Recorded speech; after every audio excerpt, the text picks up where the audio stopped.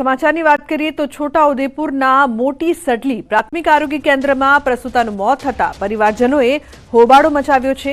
સોમવારે રાત્રે normal delivery બાદ મહિલાનું મોત નીપજ્યું હતું, જેને લઈને પ્રાથમિક આરોગ્ય કેન્દ્ર પર મોટી સંખ્યામાં ગ્રામજનો એકત્રિત થયા અને હોબાળો મચાવ્યો। પરિવારજનોનો આક્ષેપ છે કે જવાબદાર ડોક્ટરની ગેરહાજરીમાં સ્ટાફની નર્સે પ્રસૂતિ કરાવી હતી, જેના કારણે મહિલાનું મોત થઈ ગયું। જો કે પ્રસૂતિ બાદ મહિલાને વધુ બ્લીડિંગ થતા રિફર કરવામાં આવી હોવાનો આરોગ્ય કેન્દ્રના અધિકારીઓએ બચાવ કર્યો છે। સાથે જ 108 મોડી હોવાનું પણ રટણ કર્યું।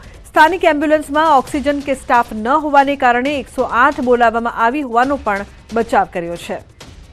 શૈજબ જોડાયા છે વધુ માહિતી આપવા માટે। શૈજબ, શું છે સમગ્ર ઘટના, શું અપડેટ્સ છે આપની પાસે? જી લુબના, ખાસ કરીને આ ફરી એકવાર આરોગ્ય સેવાની ઉમળને લઈને એક મહિલાનો પ્રસૂતાને જીવ ગુમાવ્યો છે।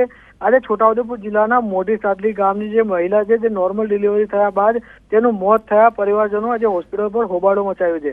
ગત રાત્રે જ્યારે સમયે જે મહિલા છે, જેને પ્રસૂતાની પીડા ઉપડતા તેને પ્રાથમિક આરોગ્ય કેન્દ્રમાં લાવવામાં આવી હતી, જ્યારે મુખ્ય ગાયનેક ડોક્ટર ન હોય, મહિલા અને સ્ટાફ નર્સ દ્વારા પ્રસૂતિ કરવામાં આવી। જોકે મહિલાએ નોર્મલ ડિલિવરી થઈ હતી, ત્યારબાદ અચાનક મહિલાને પુષ્કળ પ્રમાણમાં બ્લીડિંગ થતા તેને છોટાઉદેપુર ખાતે રિફર કરવામાં આવી હતી, પરંતુ ત્યાંના તબીબે મહિલાને મૃત જાહેર કર્યો હતો।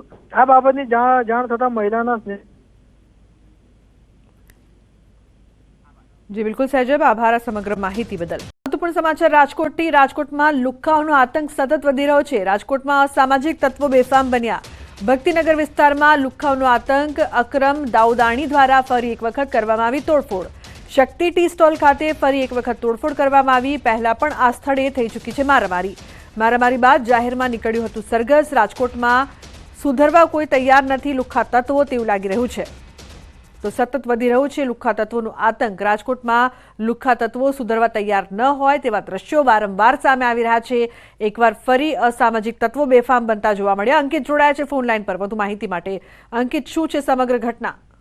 લુબના, ખાસ કરીને વાત કરવામાં આવે તો કોંગ્રેસના કોર્પોરેટર છે મકબૂલ દાઉદાણી, અને મકબૂલ દાઉદાણીનો જે ભત્રીજો છે અકરમ દાઉદાણી, તેને ફરી એક વખત શક્તિ ટી સ્ટોલની અંદર તોડફોડ કરી હોવાના દ્રશ્યો છે તે સામે આવ્યા છે। અગાઉ પણ અકરમ દાઉદાણી દ્વારા 12 ડિસેમ્બરના રોજ શક્તિ ટી સ્ટોલ ખાતે તોડફોડ કરવામાં આવી હતી, અને જે તે સમયના સીસીટીવી ફૂટેજ પણ છે તે સામે આવ્યા હતા। બિલકુલ અંકિત, આભાર સમગ્ર માહિતી। આગળ વાત કરીએ તો નાતાલ તેમજ 31 ડિસેમ્બરની ઉજવણી કરવા મોટી સંખ્યામાં લોકો સ્ટેચ્યુ ઓફ યુનિટી ખાતે ઉમટી રહ્યા છે। દૂર દૂરથી લોકો સ્ટેચ્યુ ઓફ યુનિટી ખાતે પહોંચી ગયા છે, જેમની સુરક્ષા व्यवस्था માટે नर्मदा पुलिस सज्ज बनी है। क्रिसमस और नए साल की जो छुट्टियां है उसको ध्यान में रखते हुए काफ़ी बड़ी मात्रा में टूरिस्ट आ रहे हैं, और इन टूरिस्ट को ध्यान में रखते हुए पुलिस की तरफ से भी बंदोबस्त रखा गया है, ताकि किसी भी टूरिस्ट को कोई भी तरीके की तकलीफ ना पड़े, ट्रैफिक की अव्यवस्था ना हो, और बिल्कुल शांतता और सुव्यवस्था के वातावरण में ये जो छुट्टियों का माहौल है ये पूरा हो जाए, इसके लिए नर्मदा जिला पुलिस पूरी तरह से